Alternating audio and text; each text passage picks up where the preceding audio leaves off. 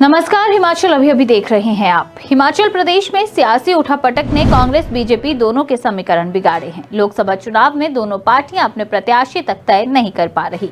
इसकी बड़ी वजह विधानसभा में नंबर गेम है। सिटिंग एमएलए को लोकसभा चुनाव लड़ाकर दोनों दल विधायकों की संख्या कम नहीं करना चाहते, इसलिए दोनों पार्टियां मौजूदा विधायकों को चुनाव लड़ाने से परहेज कर सकती हैं। प्रदेश में सियासी घमासान से पहले कांग्रेस बीजेपी के कई विधायकों के नाम टिकट दावादारों की लिस्ट में गिने जा रहे थे, मगर अब इक्का दुक्का सिटिंग एमएलए ही लोकसभा चुनाव लड़ सकते हैं। सुप्रीम कोर्ट से 6 अयोग्य विधायकों को राहत मिली तो दोनों के पास 34 विधायक रह जाएंगे। राहत नहीं भी मिली तो उपचुनाव होगा। इसके नतीजे भी सरकार पर संकट जैसी स्थिति पैदा कर सकते हैं। इस सूरत में बीजेपी और कांग्रेस विधानसभा में अपने सदस्यों की संख्या कम नहीं करना चाहेगी। खासकर कांग्रेस शिमला संसदीय क्षेत्र में स्वास्थ्य मंत्री धनीराम शांडिल, विधायक विनोद सुल्तानपुरी और विनय कुमार में से किसी एक पर दांव खेल सकती थी, मगर अब इसकी संभावनाएं कम हैं।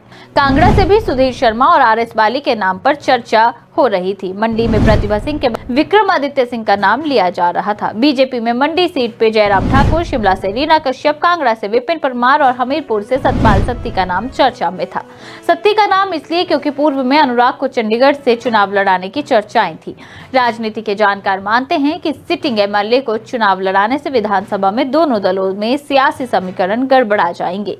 बेशक अभी सरकार से संकट टला है, मगर ये स्थिति दोबारा उत्पन्न हो सकती है, क्योंकि बीजेपी ने जिस मिशन को शुरू किया है उसे पूरा किए बगैर बीजेपी शांत बैठने वाली नहीं है। पिछले चुनावों में भी दोनों दल सिटिंग एमएलए पर दांव खेलते रहे हैं।